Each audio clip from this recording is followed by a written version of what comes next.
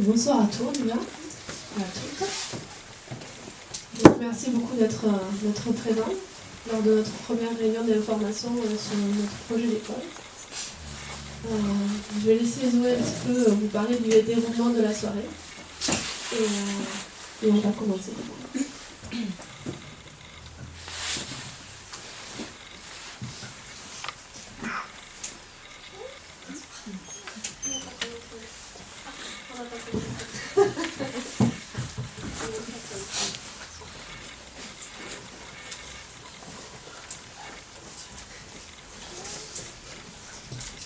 Bienvenue à tous. Alors, je vais commencer par vous remercier d'être tous là et aussi remercier la mairie, donc grâce à qui on dispose de ce local dans l'ancienne école de Macquens. C'est une mise à disposition au profit de l'association Couleurs de Montessori pour les ateliers découverte de la pédagogie Montessori, soutien scolaire. Donc une mise à disposition, on va dire, pas encore définitive en ce qui concerne l'école. Pour nous, c'est un lieu qui serait idéal pour démarrer parce que c'est proche de Carcassonne, parce que ce concept de la mise à disposition gratuite, c'est on va dire une pièce capitale pour la politique sociale de l'école, donc pour des frais de scolarité raisonnables. Et voilà aussi parce que c'est des grandes salles relativement lumineuses et adaptées en tout cas pour démarrer cette école. Peut-être la salle qui est ici et celle qui est à côté. Et voilà, donc pour l'instant on en dispose, mais on attend une confirmation de la part de la mairie de Carcassonne sur la possibilité d'y fonder l'école l'année prochaine.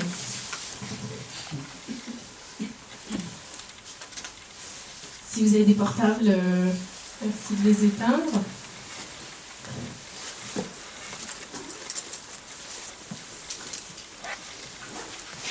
C'est vrai qu'il ne fait pas très chaud, il y a un petit souci au niveau du chauffage, mais je pense qu'on ne va pas manquer de chaleur humaine.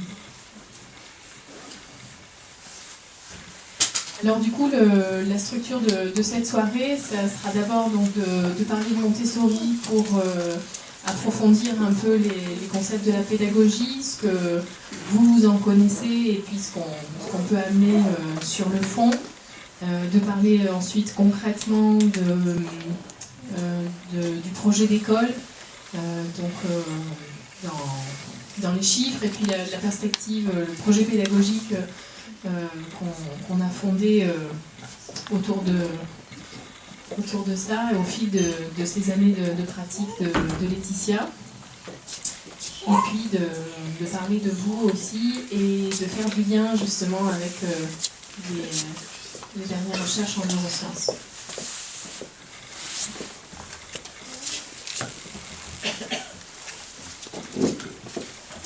Donc là, on va vous passer une petite vidéo de dizaines de minutes sur la pédagogie Montessori, et puis à l'issue, on pourra discuter de cette pédagogie.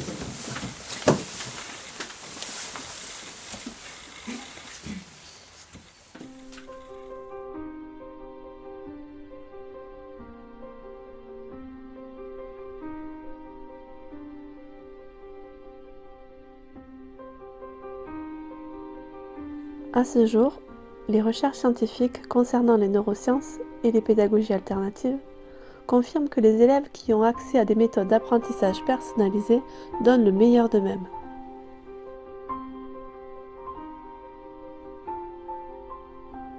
Les dernières recherches démontrent en effet, scientifiquement, que les cours magistraux ne peuvent pas convenir à tous les élèves d'une même classe. Pour permettre à chacun de réaliser son plein potentiel, il faut absolument que l'enseignant tienne compte des caractéristiques uniques de chaque élève.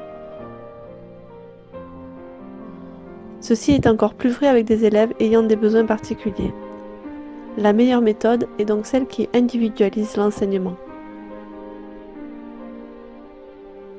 La pédagogie Montessori est reconnue mondialement pour sa capacité à développer le plein potentiel de chaque enfant, dans un milieu d'apprentissage stimulant, humaniste et ouvert sur le monde.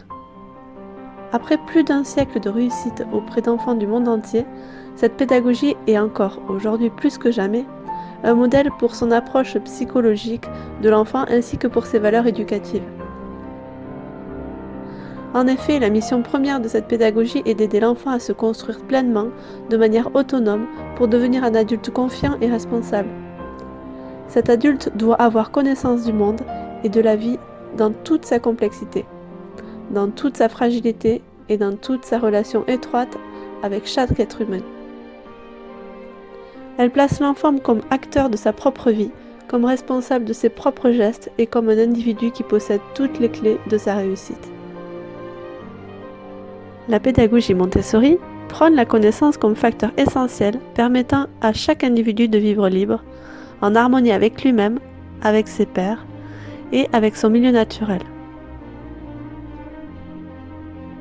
Les écoles Montessori offrent à chaque élève un enseignement individualisé qui tient compte de son rythme, de ses forces et de ses défis, dans un environnement soigneusement préparé avec un matériel scientifique guidé par des adultes formés et passionnés. Les enfants évoluent en micro-sociétés dans des classes multi-âges. Cet aspect de la pédagogie Montessori favorise le respect mutuel, vise à éveiller l'intérêt par imitation pour les plus jeunes et à renforcer la confiance en soi pour les plus âgés. Les enfants ont la merveilleuse capacité d'acquérir par absorption l'ensemble des connaissances de l'environnement qui les entoure. Ils apprennent tous inconsciemment, passant progressivement de l'inconscient à la conscience, avançant le long d'un chemin où tout est joie. Ils sont souvent comparés à des éponges, à la différence que l'éponge a une capacité d'absorption limitée, l'esprit de l'enfant est lui infini.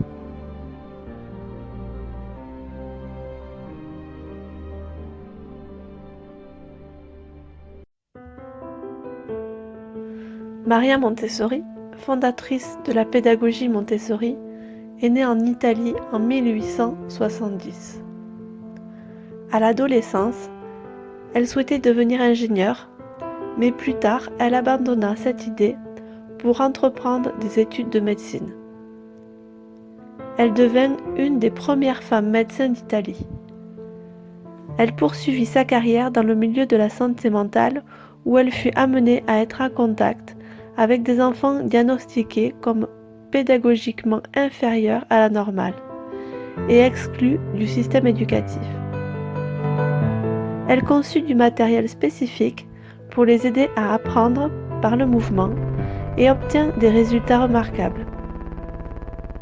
Suite à cela, en 1907, elle accepta de prendre en charge les enfants du quartier très pauvre de San Lorenzo, à Rome, et créa la première maison des enfants.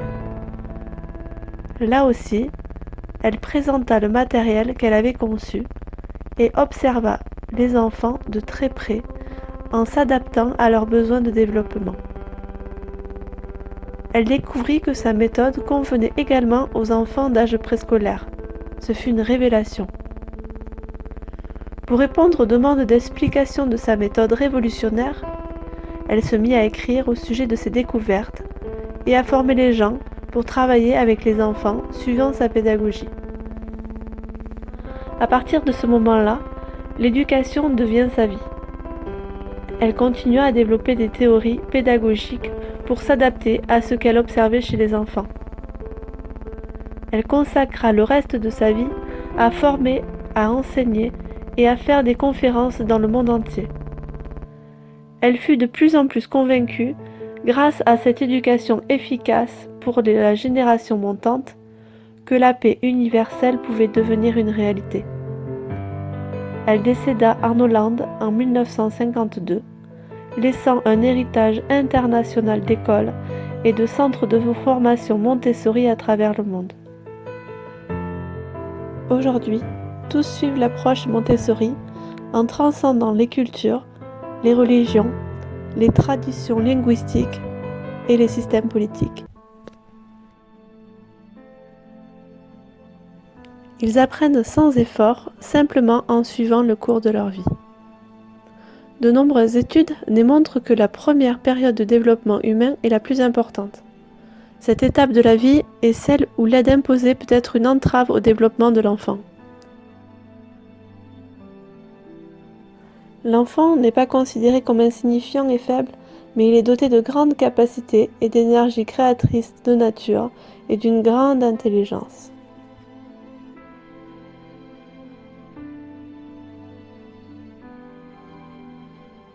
Les périodes sensibles sont des périodes où les enfants acquièrent une compétence facilement. Il y a des périodes particulières qui permettent aux enfants de se mettre en relation avec le monde extérieur d'une manière exceptionnellement intense. Elles sont temporaires et limitées à l'acquisition d'une certaine capacité.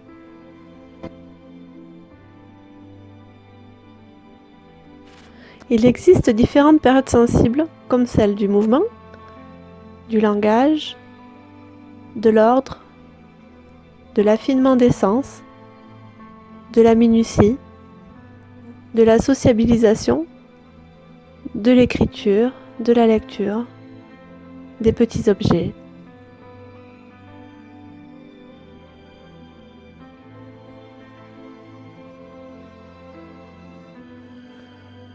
L'ambiance est un environnement qui a été soigneusement arrangé pour l'enfant, conçu pour encourager l'auto-apprentissage et le respect du rythme de chacun. Elle regroupe les aspects sociaux, affectifs et intellectuels, tout en répondant aux besoins d'ordre et de sécurité des enfants. Les caractéristiques de cet environnement préparé permettent à l'enfant de se développer sans l'aide et l'intervention constante d'un adulte. La conception de cet environnement est basée sur les principes de la simplicité, de la beauté et de l'ordre. Ce sont des espaces lumineux et chaleureux avec une sectorisation des domaines d'apprentissage comme les langues, les mathématiques, la botanique, la musique, la vie pratique, la vie sensorielle. L'ambiance est organisée dans des zones de travail équipées de tables et chaises adaptées à la taille des enfants, avec des espaces ouverts. Des étagères contiennent du matériel didactique autocorrectif appartenant à chaque zone d'apprentissage. Le matériel est disposé par ordre de progression et de difficulté. Le rôle de l'adulte dans la pédagogie Montessori est de guider l'enfant par l'observation de ses différentes acquisitions en respectant son rythme d'une manière bienveillante. Il doit être un observateur conscient, maintenir l'apprentissage continu et faire un travail de développement personnel. Le vrai maître est au service de l'enfant et par conséquent devrait cultiver l'humilité à marcher avec l'enfant et à apprendre de lui.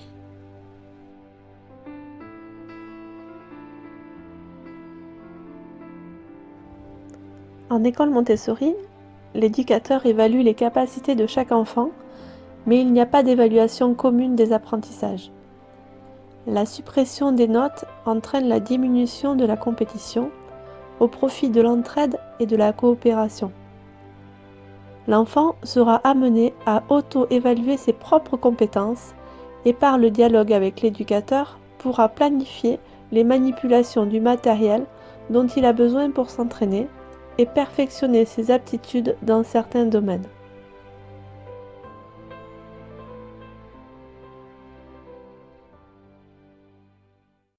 Alors, j'espère que ça vous parle. C'est le moment d'échanger sur la base de questions-réponses ou de commentaires. Pour approfondir.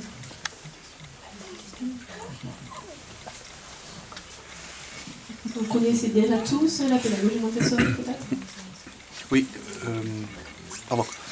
Effectivement, j'ai lu qu'on laissait l'enfant faire un petit peu, s'exprimer, enfin faire à son rythme, le travail, tout ça. Mais il faut une base. Hein. Il faut une base de travail. C'est-à-dire qu'est-ce qu'il peut faire, à quel moment, est-ce que pour compter ou pour... est-ce qu'il y a un ordre qui suit selon l'âge ou... En fait, c'est le principe de laisser justement l'enfant être libre dans ses apprentissages, mais ça ne veut pas dire de faire tout ce qu'il veut, quand il veut, sans cadre. C'est-à-dire qu'on va respecter le rythme de l'apprentissage des enfants lié à son développement personnel. Et c'est-à-dire que tous les enfants vont passer par les mêmes phases d'apprentissage à des rythmes différents. Donc c'est-à-dire qu'à un certain âge, l'enfant va vouloir commencer à apprendre à lire, à écrire, à compter. Et en respectant justement, ça vient naturellement, il y a des enfants qui, à une certaine période, quand on laisse libre l'apprentissage des enfants, c'est-à-dire qu'on leur présente des choses à un certain moment, on va beaucoup partir de l'observation de l'enfant. Et quand on observe l'enfant, il y a plein de détails qui font qu'on sait à quel moment on a des choses à lui proposer qui vont enrichir son besoin naturel d'apprentissage. Et donc c'est à ces moments-là, bien souvent, les enfants vers 4-5 ans ont des besoins assez importants au niveau du langage, ils vont s'intéresser aux chiffres.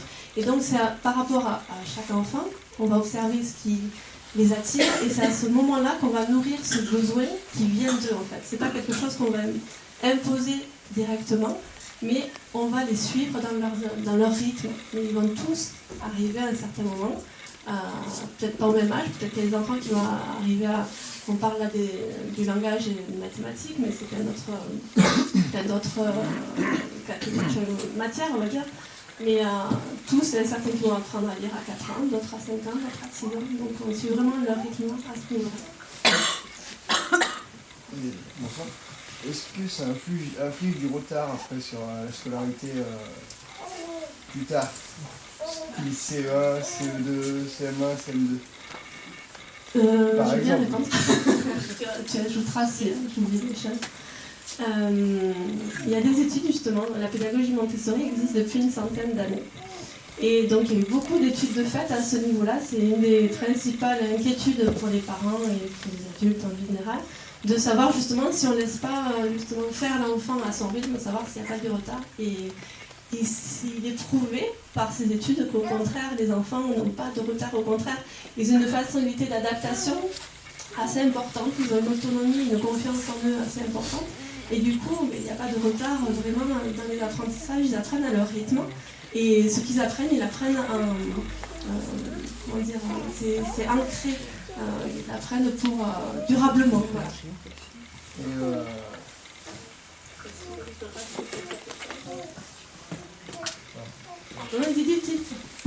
Non, après au niveau du social, tout ça, est-ce que c'est pareil, il n'y a pas aussi, ça ne peut pas créer un problème enfin, au niveau du social par rapport à ce qu'on est, on est formaté, on va à l'école, machin, tout le monde est formaté dans la logique par rapport à vous, quoi, que vous exposez vous.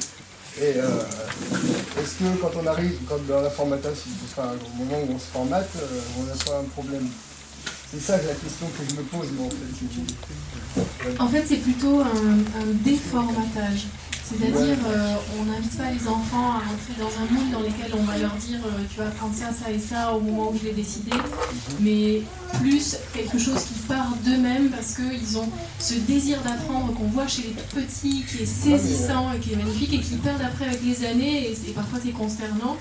Et en fait, on préserve ça et on le développe en se rendant compte que c'est beaucoup plus efficace. C'est-à-dire quand la motivation n'est pas une motivation extrinsèque, comme le bâton, la carotte, mais plus une motivation intrinsèque, en fait, elle est beaucoup plus efficace. Et d'ailleurs, on peut le constater chez les adultes aussi, hein, quand vous faites quelque chose qui vous plaît profondément et que vous avez envie de le maîtriser, vous arrivez à des résultats beaucoup plus vite que si vous le faites pour l'argent ou parce que votre patron vous l'a demandé.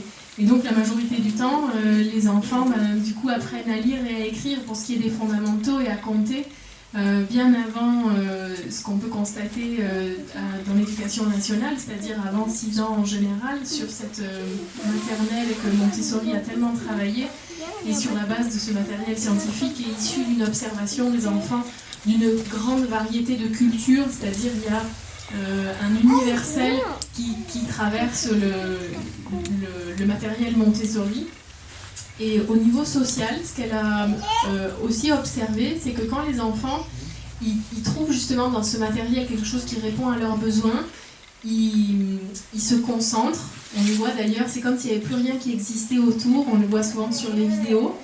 Et de cette concentration, ils tirent une satisfaction personnelle qui fait que quand ils en sortent, ils deviennent extrêmement sociables. C'est-à-dire, c'est comme si c'était, pour une partie, réalisé. Et du coup, quand ils sortent de là, ils ont envie de partager, de regarder ce qu'a fait l'autre, etc. Et pour elle, pour Maria Montessori, en fait, au fond, c'est ça l'objectif. C'est-à-dire la compétence sociale qui découle de cette expérience du goût de l'effort et de la réalisation de soi, et qui amène à justement ces objectifs, donc l'éducation à la paix et donc la possibilité d'une société moins violente. En plus, si je peux rajouter, ce sont des enfants vraiment assez sociables, mais majoritairement quand même, parce que il leur est permis de garder ce côté curiosité. Des enfants qui sont très curieux, un peu comme des chercheurs, sur lesquels en fait, ils sont tout le temps en train de faire des expériences, de manipuler, et donc du coup ils acquièrent une certaine satisfaction personnelle, une certaine confiance en eux, et puis en plus ils travaillent aussi des fois en groupe, donc du coup ça, au niveau social, en fait, on n'a pas observé de défaillance. Non, mais c'est une question. Mais, et au niveau faiblesse, quand on arrive après, dans la cour d'école, c'est très différent de notre système où les enfants s'entendent tous, c'est bien. Alors, j'ai pas dit qu'ils s'entendaient tous, ça reste des enfants quand même. C'est bien confiné, mais bon, ils s'entendent tous en fait. Moi, la chamaillerie, c'est plus confiné que d'une cour d'école où l'enfant il arrive et ça peut être plus sec, donc est-ce que... Moi j'ai travaillé dans une école à Maurepas, dans les Yvelines, dans laquelle ils amenaient les enfants donc, jusqu'à la fin du primaire, et ensuite ils devaient aller dans des collèges publics ou d'autres collèges privés, vu qu'il n'y a pas énormément de collèges Montessori. Et c'est aussi ce qui risque de se passer, puisque notre ambition c'est d'ouvrir une maternelle et une primaire. Et c'est tout à fait nécessaire d'organiser une adaptation des enfants pour entrer dans l'école publique. Et en tout cas, ce que moi j'en ai vu, c'est que c'est tout à fait faisable. Et les enfants ont acquis au fil de ces années, donc jusqu'à 11 ans, une autonomie et une adaptabilité sociale qui fait que ces enfants-là, ils étaient extrêmement bienvenus dans les collèges publics.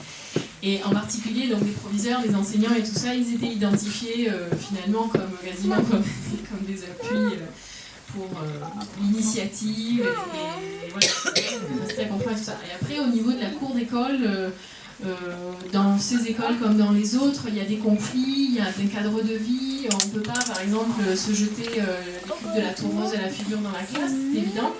Et donc les éducatrices sont là aussi pour maintenir ce cadre et pour amener les enfants. Alors ça, c'est peut-être des approches plus spécifiques, des approches associées à Montessori, à gérer leurs conflits, à apprendre à connaître leurs émotions, à les nommer. Et on avait fait cette expérience à Maurepas d'un ambassadeur de paix. Et donc il y avait des enfants, on va dire parmi les plus âgés, qui à tour de rôle étaient cet ambassadeur de paix que les autres pouvaient aller voir en cas de conflit. Et c'était très intéressant. Et s'ils ne réussissaient pas une médiation par ce moyen entre eux, ils venaient ensuite chercher l'adulte qui est aussi donc, dans un accueil empathique de l'un, de l'autre, etc. Et ça a fonctionné assez bien. Mais c'est universel, hein, se batailler dans la cour d'école, c'est pas réservé au public. Merci. J'ai une question. Au niveau du programme scolaire, qu'est-ce qui va être différent de l'école nationale par rapport Par rapport à la maternelle, sincèrement, on ne peut pas dire qu'il y ait de différence. Non, mais même par rapport aux primaires, dans le sens où de toutes les écoles, même celles qui sont hors contrat, sont tenues à arriver à un socle commun qui est, on va dire, contrôlé, obligatoire. Et à l'intérieur de ce socle commun, les écoles Montessori ont la latitude donc d'amener les enfants sur toutes les catégories d'enseignement qui sont comprises par le matériel. Et donc oui, ça, à la fin, quand ils arrivent au collège, ils ne sont pas handicapés non plus du point de vue du contenu. C'est pas une école, je pense, en particulier pour le primaire, qui est refermée sur elle-même, dans le sens où il n'y a pas de communication avec, je dirais, à travers les ordinateurs ou Internet ou des livres. C'est complètement ouvert et de toute façon, on y fait venir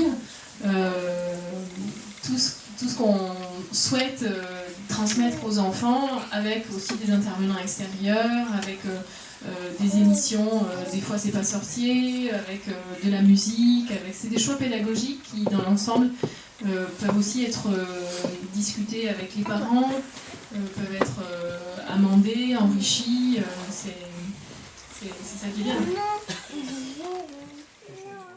Si par exemple les couleurs, les bouliers, les chiffres ne fonctionnent pas, est-ce que vous offrez d'autres opportunités? Est-ce que vous restez vraiment dans la méthode Montessori? Désolée, je n'ai pas tout entendu, parce que je suis un peu loin. Est-ce que par rapport à un apprentissage donné, si on voit que ça n'intéresse pas l'enfant ou ça ne prend pas, est-ce qu'on reste dans une succession rigide, logique? Pour ne pas limiter l'enfant, en fait, surtout ces enfants qui n'ont pas besoin d'être limités. Donc Voilà. le rôle de l'éducateur, c'est de s'adapter à l'enfant. Oui, Donc il y a plein d'outils au niveau de la pédagogie Montessori. voilà. Ensuite, il y a des enfants où majoritairement ça passe, mais il y a des enfants qui ont, où on va rencontrer des difficultés avec un certain matériel. Voilà. Et là, en fait, c'est à nous de nous poser un petit peu les lèvres et trouver, cet enfant il fait ça. Qu'est-ce que je peux lui proposer maintenant pour que justement il puisse surpasser cette difficulté. Donc,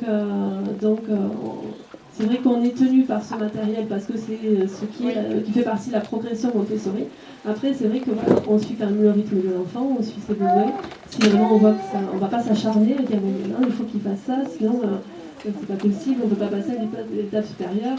Donc c'est vraiment observer l'enfant et suivant ce qu'on observe, lui proposer des choses adaptées à ses besoins. Je vais vous donner un exemple. Si on voit que l'enfant ne s'intéresse pas particulièrement à l'écriture, on va dire, et que les lettres rebeux, ça ne lui parle pas du tout, ou alors même il s'en éloigne, etc. Et par contre, il est fasciné avec transvaser de l'eau d'un pot à un autre, ou des graines, ou du sel, ou alors se coiffer, etc. Il faut bien comprendre qu'il y a énormément de matériel qui vise à la maîtrise du geste et de la main. Et ça, c'est un préalable absolument nécessaire pour ensuite en être à écrire. Et souvent, tant qu'on ne le voit pas, tant qu'on n'a pas vu l'aboutissement final, c'est-à-dire quelque chose d'extrêmement minutieux et précis, on ne se rend pas compte que les petits boutons, les petits verrous et une quantité de gestes qui peuvent répéter dont on a l'impression que ça ne mène à rien, en fait, sont des préalables complètement nécessaires. Et Maria Montessori a pensé une très grande partie du matériel pour cet exercice de la main. Pour elle, c'est vraiment l'instrument de l'intelligence humaine, c'est la main. Et donc c'est vraiment de là qu'on part. Et à un moment donné, mais il ne faut pas être impatient, à un moment donné, ça se transforme en une compétence sociale, c'est-à-dire l'écriture. Mais je pense au moment où l'enfant comprend à quoi ça va lui servir. Parce que l'écriture, c'est quand même assez spécifique. C'est pour transmettre un message en l'absence de l'autre. Peut-être que cette absence de l'autre, elle est difficile à concevoir pour lui à un moment donné. Mais si on est patient et qu'il comprend cette fonction de l'écriture, après ça vient. Mais peut-être que vous pouvez vous dire, moi j'aimerais que ça soit comme tout le monde, à 6 ans ou à 7 ans ou quoi, peut-être que c'est à 13. Mais si il est pointé du doigt et mis à l'index parce qu'il n'y est pas arrivé avant, peut-être qu'au moment où ça sort, il ne va pas se l'approprier de la même façon. Et il y a des enfants, par exemple, qui ne savent pas lire dans le cadre de, comme André Stern, je ne suis jamais à l'école, les enfants qui ne connaissent pas un cadre d'enseignement et qui apprennent à lire, on va dire, spontanément. Et bien peut-être qu'ils apprennent à lire à 8 ans, 9 ans, 10 ans, parfois 13 ans, et au moment où ils apprennent à lire, c'est fulgurant, et là ils se mettent à lire des romans de 1000 pages. Et voilà, en fait, ils rattrapent un retard qu'on a qualifié de retard par conformation sociale. Combien d'enfants pour un éducateur pour pouvoir bien travailler en école Montessori? Alors, dans la pédagogie Montessori, à l'époque, Maria Montessori, des fois, avait des classes, enfin, c'est pas qu'il y avait des classes, mais il y avait des classes à l'époque où elle a développé cette pédagogie, qui allait de jusqu'à 45 élèves pour un éducateur et une assistante. En France, enfin, dans le monde, c'est maintenant rare qu'on trouve ce genre de chiffres, de nombre d'enfants. Bien souvent, pour que ça tourne bien, on va dire, c'est une trentaine d'enfants pour 2 adultes, une éducatrice, une assistante, et où on peut trouver à peu près 10 de 3 ans, 10 enfants de 4 ans, 10 enfants de 5 ans. Ça marche parce que c'est multi-âge. Ah, tout à fait. C'est tout enfant, c'est toute la maternelle mélangée, c'est multi-niveau. C'est pour ça que les enfants vont observer, les plus petits vont observer ce que font les plus grands, ils vont apprendre d'eux, ils vont apprendre aussi quand on fait des présentations, ils vont absorber pendant que nous on montre des choses aux plus grands, mais les plus grands ont aussi cette fierté de pouvoir montrer aux plus petits, et donc du coup ils ont appris et ils consolident leur apprentissage en montrant à leur tour, en fait, ce qui consolide grandement en fait, les apprentissages. C'est le tuteur, il y a des expériences qui montrent que c'est le tuteur qui apprend plus que... Tout à fait, exactement. Dans les âges mélangés, on a toujours l'impression que c'est les plus petits qui sont avantagés parce qu'ils apprennent des plus grands et tout ça, mais en fait non. Ceux qui gagnent le plus, c'est les plus grands en enseignant à un autre. C'est là qu'on fixe jusqu'à 70-80% de ce qu'on transmet. Et pardon, j'en profite. Le rôle de la coopération, c'est un enseignement individualisé, personnalisé, et qui sont souvent à leur rythme sur leurs apprentissages. À quel moment il y a du collectif, à quel moment il y a du débat, des échanges Alors bien souvent, en maternelle, pour les tout petits, il y a de l'individuel parce qu'ils en ont besoin. Ils ont besoin de travailler individuellement.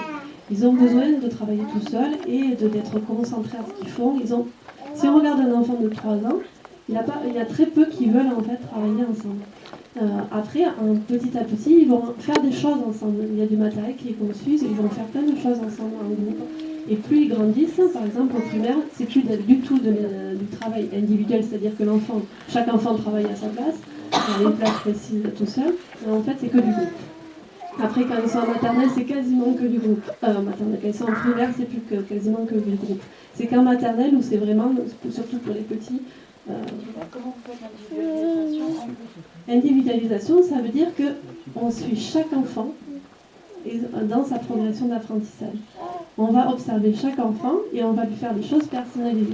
C'est-à-dire qu'à un certain enfant, on va lui montrer des choses à 3 ans. Dans un autre, on ne va pas du tout lui montrer à 3 ans, on va lui montrer peut-être un peu plus tard. C'est ça en fait le côté personnalisé, c'est qu'en fait on s'adapte au rythme de l'enfant. Et on va peut-être pas montrer les mêmes choses du coup à la même période aux enfants du même âge. Mais sinon, au fil de la journée, il y a aussi un temps collectif où on va chanter des chansons ensemble. Après le repas, s'il y a un moment de détente, par exemple, on peut faire des postures de yoga, une sorte de méditation, la pleine conscience. Chez Montessori, il y a un exercice qui s'appelle la leçon de silence, c'est-à-dire on leur apprend à écouter les bruits extérieurs, les bruits intérieurs, ils peuvent réussir à entendre leur cœur qui bat, leur souffle. Et finalement, vivre cet instant de grâce où chaque enfant se tait et simplement dans le être ensemble. Donc il y a du être ensemble qui est amené, mais on va dire des petites doses au moment où ça se justifie. Et puis de toute façon, il y a aussi le moment du repas qui est un moment ensemble dans lequel on vit avec le collectif. Et donc voilà, petit à petit, on les amène à faire des choses ensemble. Mais il y a aussi de l'ensemble au moment où, par exemple, il y a une présentation pour un enfant, et puis en fait, il y en a 2 ou 3 autour qui sont en train de regarder par-dessus l'épaule. Et puis, voilà, au moment où ils se montrent les uns aux autres. C'est pas individualiste. J'ai juste pour savoir, est-ce que vous avez un but après, par exemple, le CP, en fin d'année, d'avoir appris telle chose, en CE1, d'avoir appris telle chose? Mais vu que c'est des classes, ça fonctionne par 3 ans. 6 ans, 6, 9 ans, 9, 12 ans. Après, on ne fonctionne pas par CP, CE1, tout ça. C'est-à-dire qu'il y a des enfants qui vont évoluer plus vite que d'autres, donc on n'a pas d'objectif à la fin de telle année pour un enfant qui doit atteindre tel objectif à tel âge. Donc vous avez un objectif, et à 9 ans, ils ont quand même atteint un certain objectif, eux aussi. Alors, je me suis un peu emmené dans les objectifs.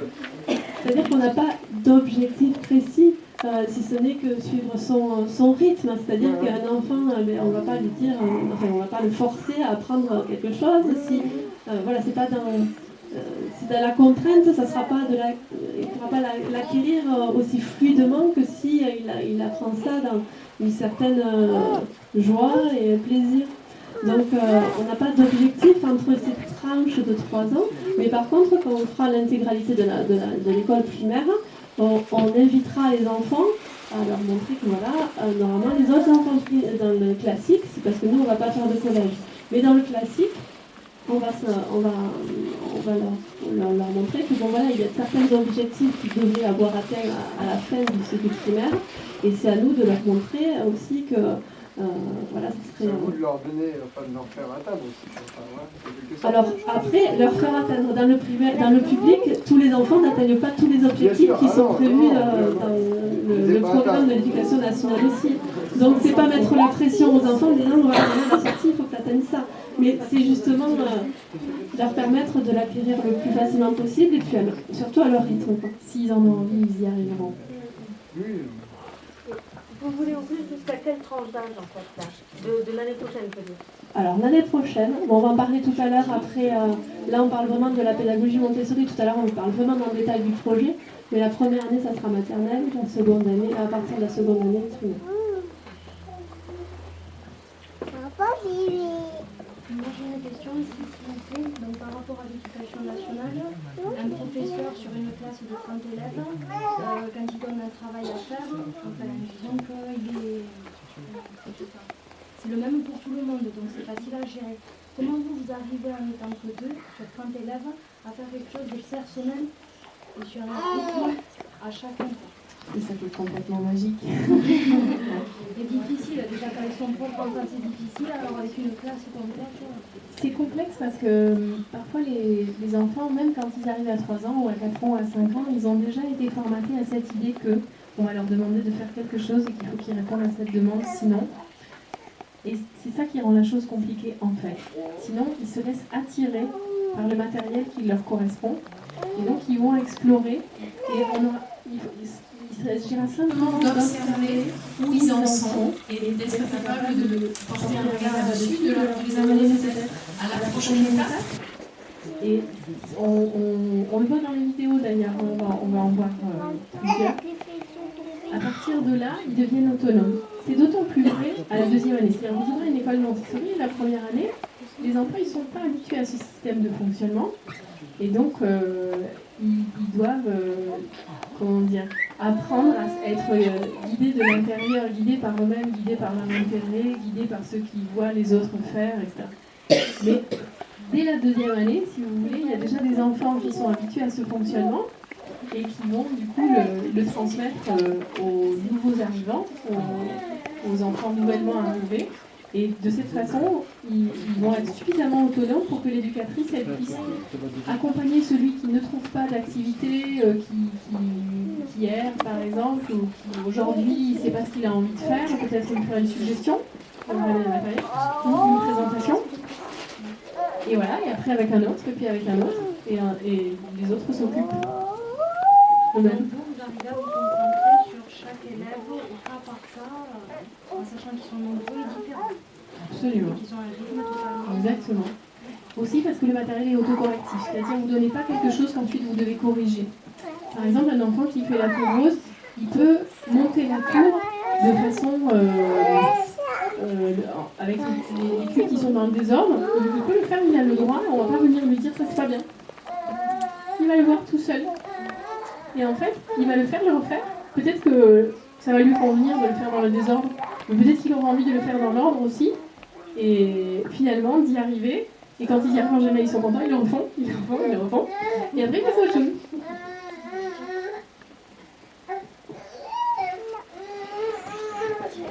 Est-ce que vous avez un seuil critique?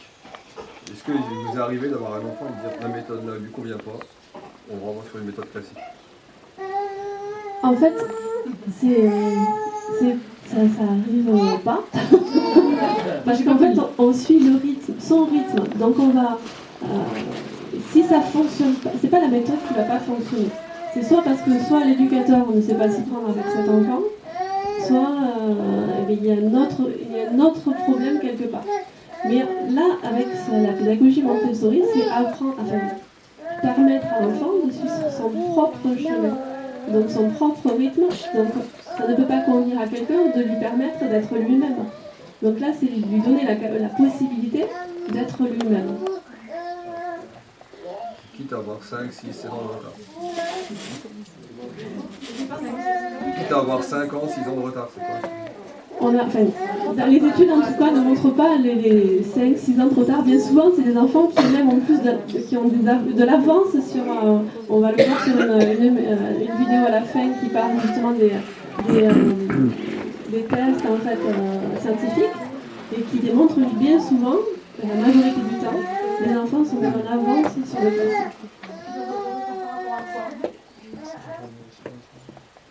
Une personne qui demande du retard par rapport à quoi? Comment? En fait, c'est programme classique. qui a été faite par Céline Alvarez. Elle a eu lieu avec des enfants qui étaient en retard par rapport à une certaine norme. C'est-à-dire qu'ils ont fait des tests de niveau et ils avaient entre 6 mois et plus de retard. Et donc en fait en 6 mois ils ont comblé ce retard et en 3 ans ils ont complètement explosé les tests de leur niveau d'âge. On va faire les tests du niveau d'âge supérieur. Moi j'ai pas connu de... Mais c'est très important qu'il y ait deux personnes, une éducatrice et une assistante, elles n'ont pas les mêmes rôles, elles n'ont pas les mêmes fonctions. Et quand on dit par exemple comment on peut s'occuper d'enfants de façon individualisée, si on est tout seul avec les 30 enfants, ça peut être compliqué effectivement de pouvoir se poser calmement avec un enfant pour lui montrer le matériel, pendant que potentiellement les autres chahutent, etc. Et profiter du fait que l'éducatrice est occupée. Mais quand on est deux, voilà, il y a une régulation de l'ambiance faite par l'assistante qui permet à l'éducatrice de faire des présentations à chaque enfant.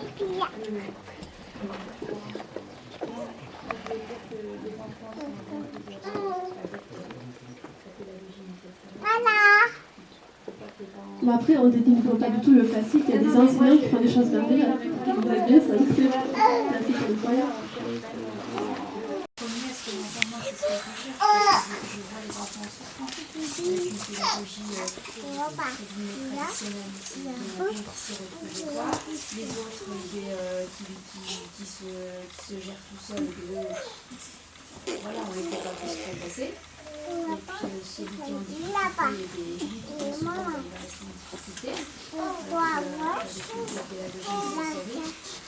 C'est une pédagogie aussi qui est bienveillante et en premier lieu, c'est pour aussi que l'enfant soit heureux de déjà apprendre. Faut passer.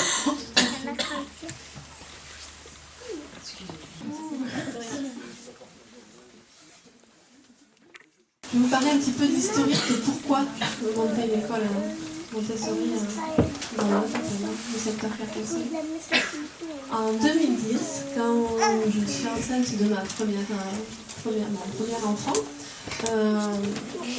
j'ai une prise de conscience en disant voilà, je vais mettre au monde un enfant, je ne vais pas faire n'importe quoi, le système éducatif actuel ne me parle pas, je me documente sur les méthodes un peu alternatives au niveau d'éducation. Et lors de mes lectures, j'écris un ouvrage qui parle de Maria Montessori. Et je me suis dit, mais c'est fabuleux, c'est ça que je veux pour mes enfants. Donc je me passionne pour cette pédagogie, je me forme pour mes enfants, pour les instruire en famille. Parce qu'il n'y avait pas d'école Montessori dans le coin, donc je me suis dit, je veux ça pour eux, donc je vais me former et je vais faire l'instruction en famille avec la pédagogie Montessori. Et à l'issue de ma formation, donc à l'issue de ma formation en 2012, je me suis dit, mais je ne veux pas garder ça que pour moi, il faut que je le partage avec d'autres enfants. Et donc je décide de créer l'association Aux couleurs de Montessori.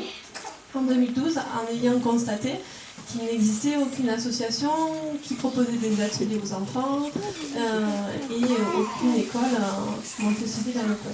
Donc je crée l'association Couleurs de Montessori en 2012 et à partir de ce moment-là, en fait, j'ai beaucoup de sollicitations des parents qui me demandent quand est-ce qu'une école va ouvrir. Et donc c'est que depuis l'année prochaine, l'année dernière, pardon, je me projette. En 2015, après plusieurs rencontres avec des personnes motivées aussi pour créer une école, lancement du projet d'école depuis l'année dernière.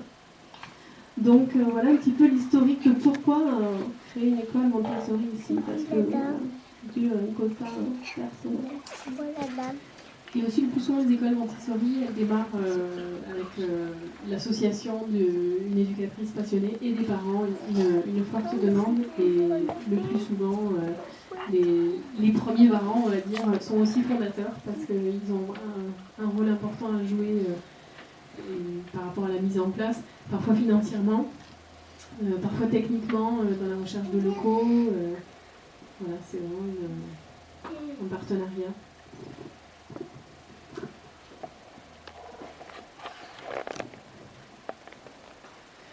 Donc cette école, elle va démarrer avec une maternelle 3-6 ans, mais on ne veut pas en rester là puisque la possibilité de faire un primaire et d'offrir à ses enfants un cursus de presque 9 ans, ça nous paraît essentiel, autant que possible, autant que c'est faisable, c'est-à-dire qu'on trouve des locaux adaptés.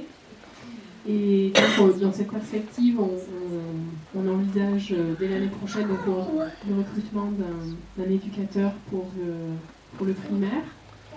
Donc une classe 6-9 ans, voire une classe 6-12 ans, comme ça se pratique des fois dans certaines écoles Montessori. Ça dépend du nombre d'enfants, mais c'est aussi faisable puisqu'ils sont accompagnés individuellement.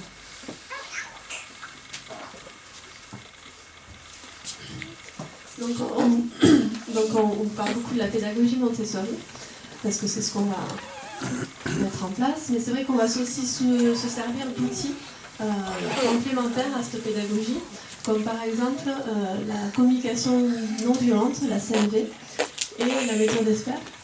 Donc ce sont des outils de communication, la CNV notamment, qui vise à apporter à l'enfant une connaissance un peu plus importante au niveau de ses émotions. Donc apprendre à gérer ses émotions, à les connaître, à les nommer, apprendre à développer ce qu'on appelle l'écoute empathique, développer l'empathie. Et la méthode ESPER, ce qu'on va utiliser, c'est ce qu'on appelle la symbolisation externe, c'est-à-dire c'est permettre à l'enfant, ça fonctionne aussi avec les adultes, mais permettre à l'enfant d'extérioriser par le biais d'un objet une émotion, un besoin, parce que ça parle directement à l'inconscient, on se sert d'un objet pour symboliser par exemple une peur, ça parle de suite à l'inconscient et puis l'enfant va travailler sur va permettre d'apporter des souhaits entre guillemets en prenant soin de cette peur, la gardant dans la main. Voilà, c'est des petits outils qui permettent de développer au niveau de la communication.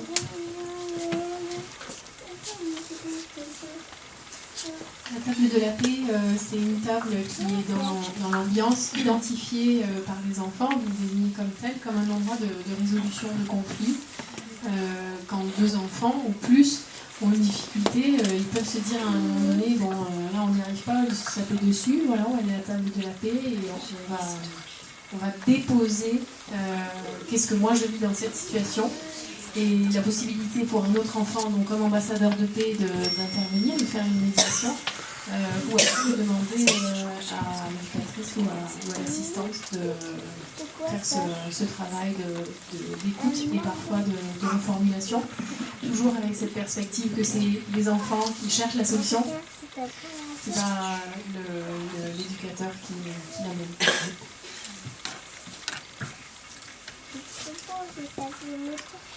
Donc on va se servir aussi de ce qu'on appelle les ateliers philo. En fait, c'est quelque chose qui est tiré de la pédagogie Freinet, mais nous on va s'en servir d'une façon différente, mais dans le même esprit, c'est-à-dire que les enfants sont capables de penser à des questions philosophiques très jeunes, et c'est leur permettre d'avoir la parole et de pouvoir débattre, entre guillemets, de s'écouter sur certaines notions, par exemple, qu'est-ce que c'est que la peur, à l'issue d'une histoire qu'on aura racontée, qui parle de quelqu'un qui a peur, par exemple, et c'est leur permettre de pouvoir se questionner et de s'entendre les uns des autres, entendre le point de vue du camarade à côté, pour justement permettre de faire ensemble, de s'entendre, de permettre de se laisser la parole aussi avec un bâton de parole, et chacun son tour peuvent écouter chacun et mettre ce qu'il pense sur certains sujets.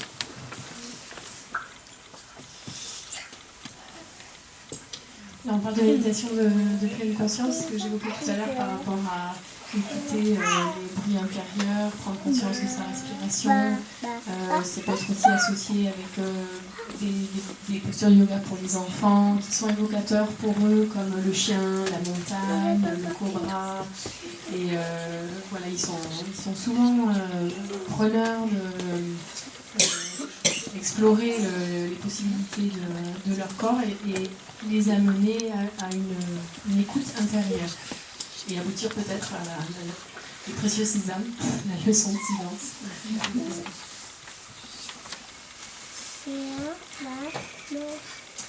Voilà, on pensait aussi à un potager participatif.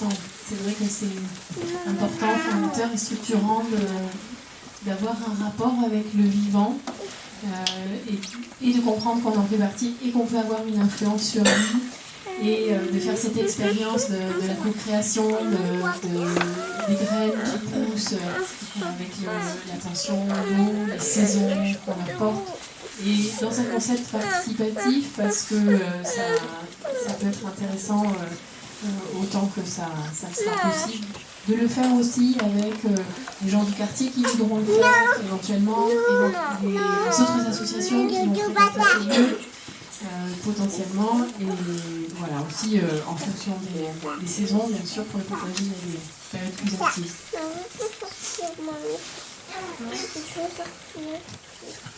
Alors, quand on parle d'outils complémentaires sur les animaux, c'est-à-dire qu'on va parler de l'étude du vivant avec les plantes, mais c'est quelque chose qui est intéressant aussi de mettre en place avec les enfants au niveau des animaux.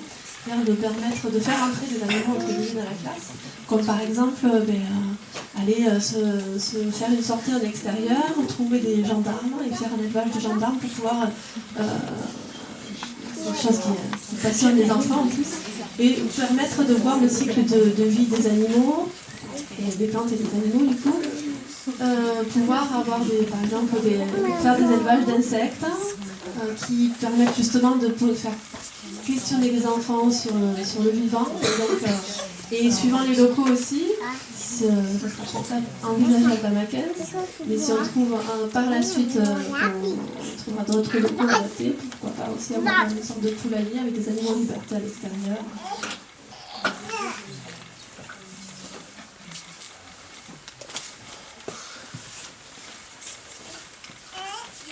Dans notre école, on fera intervenir des personnes extérieures à l'école, des parents.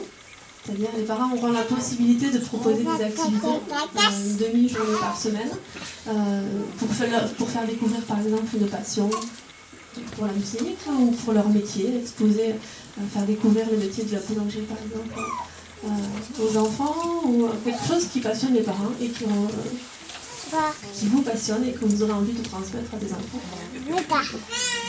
Ça sera aussi des partenaires extérieurs. On va venir tout à l'heure avec qui on va travailler, comme les Petits Débrouillards et l'association Partage, qui pourront proposer aussi des activités dans l'école.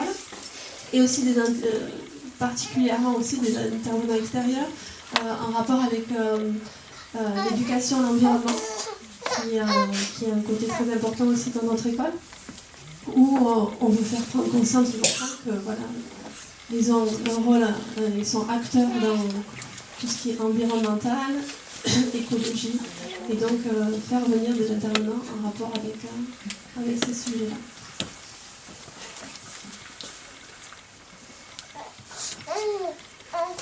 Nous allons mettre en place des jumelages aussi avec d'autres écoles, notamment le premier jumelage que nous allons faire, c'est avec une autre école Montessori dans l'Aude, qui est ouverte cette année, qui se trouve à Gallinag. C'est un peu perdu, c'est magnifique, c'est à côté de Valcaire, sur le plateau de Sceaux. C'est une école parentale qui accueille une douzaine d'enfants à peu près, et qui sont officiellement ouverts depuis cette année, mais qui fonctionnent déjà depuis 2 ans. Et donc, nous sommes déjà en lien, et pour stimuler un petit peu l'envie d'écrire, de partager des enfants, au niveau culturel, d'échange, c'est très stimulant pour les enfants. D'abord, ce sera avec une école locale, et ensuite avec une autre école nationale, et voir à l'international ensuite, un peu plus tard.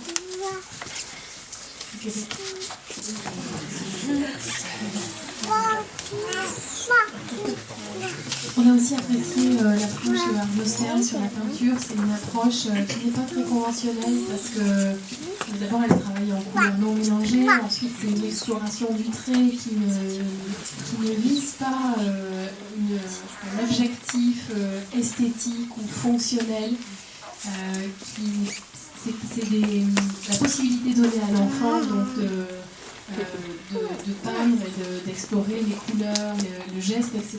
Mais en dehors de tout jugement, il le fait pour lui-même. Et les dessins ne sont pas exposés. C'est pas un produit pour faire plaisir à papa ou maman ou à l'éducateur. C'est une approche qu'on apprécie, on va dire théoriquement, elle a très envie de vivre dans le concret.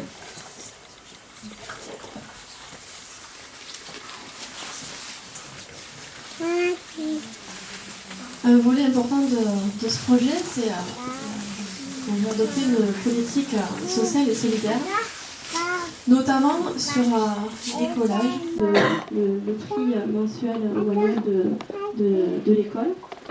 Je retiendrai peut-être les chiffres parce que c'est très bien. Mais pour, par exemple, pour donner le premier palier à 160 €, par exemple, le quotient familial sera en dessous de 670. Pour les personnes qui ont un quotient familial de 670, l'école sera à 160 € par mois, sur 10 mois, et par enfant. Entre 670 et 1000, l'école sera à 200 €, toujours sur les mêmes critères, sur 10 mois et par enfant. Et en-dessus de 1000, ça sera 300 €. Donc c'est-à-dire que ceux qui ont des très gros salaires permettront d'aider ceux qui ont des salaires moins conséquents, et ce qui permet justement cet équilibre.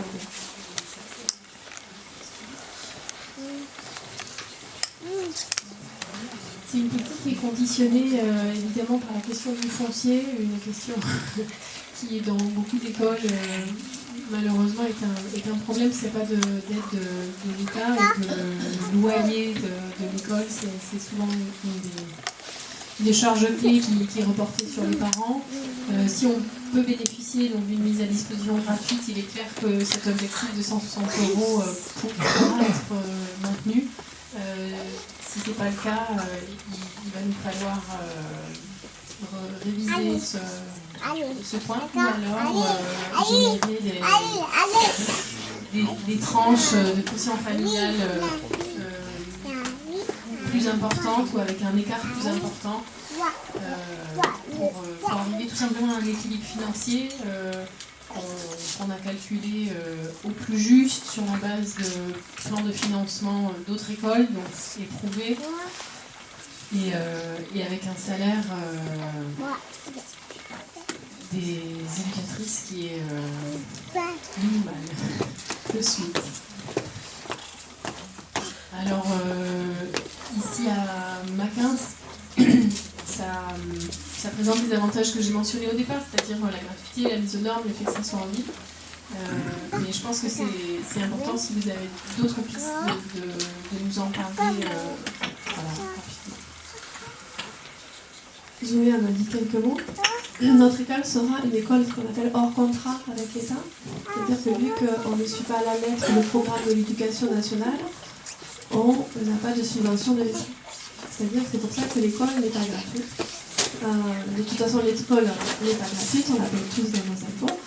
Mais c'est pour ça qu'on est obligé d'avoir des prix gratuits. Bien que là, on est en train de lancer une campagne de crowdfunding, c'est-à-dire une campagne de financement participatif. Et suivant les montants qu'on va récolter, pourquoi pas que ce soit gratuit la première année si on atteint l'objectif de 100 000 euros. Ça,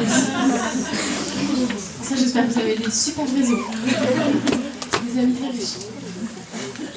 Non, sincèrement, l'école dans laquelle moi j'ai travaillé, c'était 470 € par mois et par enfant, plus la cantine. Donc voilà. Pour vous donner une idée, en général, les écoles construisent moins cher, c'est 300 € par mois et par enfant. Et voilà, peut-être qu'on va réussir à faire moins, beaucoup moins. Peut-être on va mais vous pouvez participer à ça justement à travers la campagne de financement en transférant. Justement par rapport au repas, je vais avoir remarqué que du coup on a apporté, c'est ça les repas des enfants, c'est quelque chose qu'on va en parler. On va parler tout de suite. Alors la monnaie locale à Carcassonne, c'est un projet qui nous tient à cœur, duquel on participe. On aimerait que l'école, on puisse être payé des frais de scolarité en monnaie locale si vous en disposez. Et effectivement, en retour, pouvoir acheter éventuellement des services, du matériel, etc. en monnaie locale. Donc voilà, faire vivre cette idée qu'à travers une monnaie locale, on est plus libre. Et aussi, on est dans un tissu social plus vivant. C'est peut-être l'occasion aussi d'avoir une réflexion avec les enfants voilà, sur quelque chose qu'ils voient tous les jours. Acheter, payer, oui mais avec quoi, combien ça vaut un billet, d'où il vient.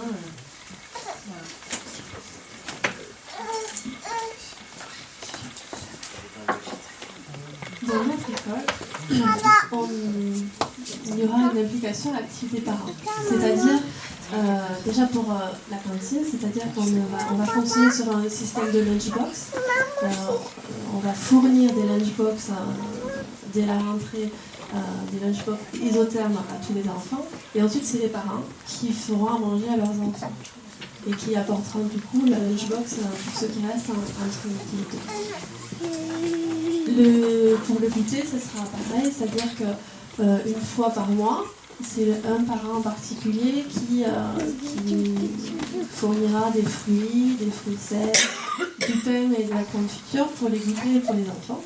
Donc à tour de rôle, les parents participeront à cela. Pour la garderie et le rangement de la classe, pour le moment, vu qu'on fonctionne avec des prix très bas, donc on ne peut pas se payer pour le moment, on pourrait le payer, mais du coup on augmente les frais de scolarité. C'est-à-dire que la garderie et le rangement, ça serait à tour de rôle entre parents pour ceux qui le souhaitent.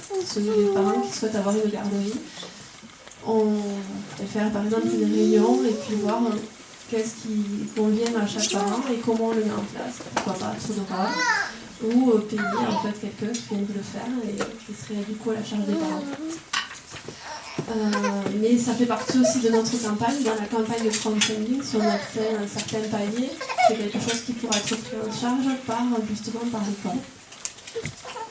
En sachant qu'on a budgétisé si pour chaque enfant, pour la garderie, par mois ça ferait un supplément de 15 € à peu près. Et pour le ménage, Une heure de garderie. pour une heure de garderie. Et pour une heure de ménage par jour, donc 4 jours par semaine, où on trouve moyen de le faire soi-même, nous-mêmes, de partager, ou alors il faut contracter quelqu'un et ça représente une majoration des frais de scolarité de 15 € par mois et par enfant. Vous parlez de garderie, est-ce qu'on peut avoir les horaires? Justement, c'est en fonction de votre demande, si vous avez des besoins larges de garderie. Non mais les horaires de l'école, les horaires de l'école. Alors les horaires de l'école, ça serait 9h 12h, 13h30, 16h30. Sachant qu'entre 12h et 13h30, ils sont toujours écoutés. Et vous avez dit 4 jours par semaine, du coup pas de mercredi matin. Ça serait 4 jours par semaine, lundi, mardi, jeudi, vendredi. Entre midi et 2, ils sont toujours avec nous, avec les lunchbox et c'est l'heure du déjeuner, quoi, en fait. Donc ça fait 9h, 16h30. Voilà, c'est pas de la garderie entre midi et 2, vu que nous on est là. Donc ça fait partie d'un temps de vie de la classe, la préparation, de l'espace de repas, et puis il y a plein de services que les enfants pourront faire à ce moment-là.